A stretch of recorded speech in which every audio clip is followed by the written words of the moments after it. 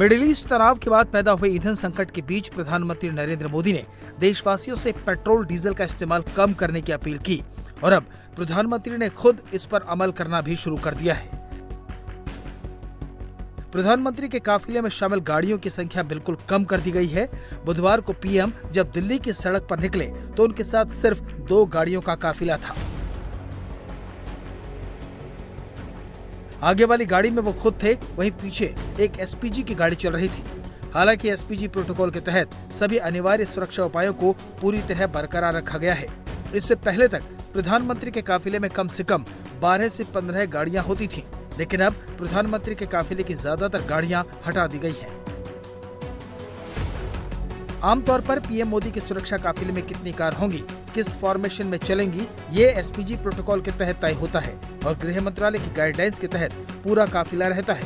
प्रधानमंत्री के काफिले में आमतौर पर एक गाड़ी प्रधानमंत्री के लिए होती है, एक हूबहू डिकॉय व्हीकल होता है, यानी कि प्रधानमंत्री की गाड़ी जैसी ही दूसरी कार। प्रोटेक्टिव पैरामीटर के लिए एक आर्मर्ड एसयूवी होता है। इसके अलावा जैमर से लेस टोयोटा फॉर्च्यूनर, कम्युनिकेशन वाहन, एम्बुलेंस और सपोर्ट वैन शामिल होती है। साथ ही इसमें रूट क्लियरेंस गाड़ियां भी होती हैं। लेकिन अब पीएम मोदी ने अपने काफिले को काफी छोटा कर दिया है। पीएम मोदी के साथ ही केंद्रीय मंत्रियों ने भी अपने काफिले में शामिल गाड़ियों को कम कर दिया है। गृह मंत्री अमित शाह ने अपने काफिले में गाड़ियों की संख्या घटा दी है। इसके साथ ही रक्षा मंत्री राजनाथ सिंह ने भी अपनी Z+ सुरक्षा में लगी कई गाड़ियों को कम कर दिया है। तो वहीं नितिन गडकरी ने भी अपने काफिले को छोटा किया है। इसके साथ ही कई और केंद्रीय मंत्रियों ने अपने काफिले को छोटा कर दिया है या फिर पब्लिक ट्रांसपोर्ट इस्तेमाल करना शुरू कर दिया है। प्रधानमंत्री मोदी की अपील के बाद कई राज्यों के सीएम ने अपने काफिले में शामिल गाड़ियों की संख्या घटा दी है। यूपी और एमपी से लेकर बिहार और उत्तराखंड के मुख्यमंत्रियों और मंत्रियों ने अपने काफिले में गाड़ियों को कम किया है। यूपी, एमपी, गुजरात, उत्तराखंड, पश्चिम बंगाल, राजस्थान के सीएम के काफिले में शामिल कई गाड़ियों को हटा लिया गया है। सारे ऑस्टेरिटी मेजर हमने आज अडॉप्ट किया। गवर्नर, चीफ मिनिस्टर का कॉन्वॉय साइज डाउन साइज होगा। नया व्हीकल हम अगले 6 महीना नहीं खरीदूंगा। स्क्रैपिंग को हम लोग एनकरेज करूंगा। कोई भी विदेशी सामान हम अगले 6 महीना तक नहीं खरीदूंगा सरकार का ओर से।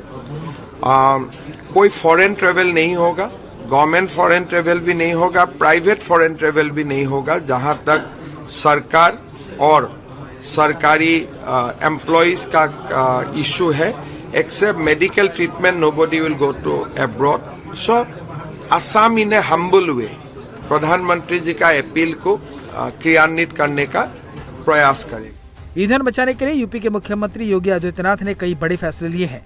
बुधवार को ही कैबिनेट बैठक में 7 बड़े फैसले लिए गए।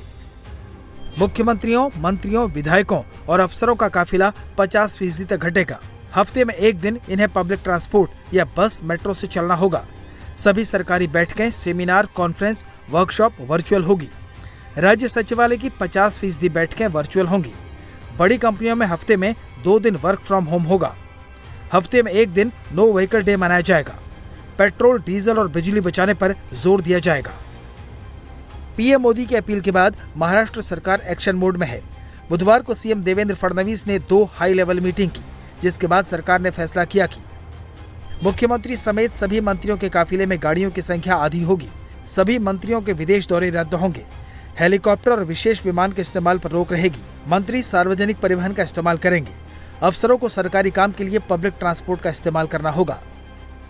महाराष्ट्र सरकार ने, चाहे वो हमारे सिक्योरिटी का मामला हो, जो सिक्योरिटी के कॉन्वॉय होते हैं, जो विदेश यात्रा के मामले हो, या अलग अलग प्रकार से जहां पर देश का जो फॉरेन एक्सचेंज है, वो जिन चीजों में खर्चा होता है, उन चीजों का कम से कम इस्तेमाल कैसा हो, इस प्रकार का प्रयास हम लोग कर रहे हैं। इसके बारे में एक बैठक भी मैंने बुलाई है और निश्चित रूप से प्रधानमंत्री जी ने जो संदेश देश के लिए दिया है, उस दृष्टि से महाराष्ट्र भी काम करेगा। आपल्याला खरं म्हणजे मला सीएम फडणवीस ने आज दोपहर 12 बजे भी कैबिनेट की बैठक बुलाई है। इस बैठक में सरकार कई और बड़े फैसले ले सकती है। सूत्रों की माने तो सरकार प्राइवेट सेक्टर में work from home, car pooling और पब्लिक ट्रांसपोर्ट को बढ़ावा देने के उपाय कर सकती है। ईंधन बचाने की पीएम मोदी की मुहिम में एनडीए नेताओं का भी साथ मिल रहा है। महाराष्ट्र के डिप्टी सीएम एकनाथ शिंदे ने ईवी कार का इस्तेमाल शुरू कर दिया है। वहीं बिहार के सीएम सम्राट चौधरी ने भी इलेक्ट्रिक कार का इस्तेमाल शुरू किया है। इसके साथ ही इलेक्ट्रिक व्हीकल को बढ़ावा देने के लिए बिहार सरकार ने नई ईवी पॉलिसी को मंजूरी दी है।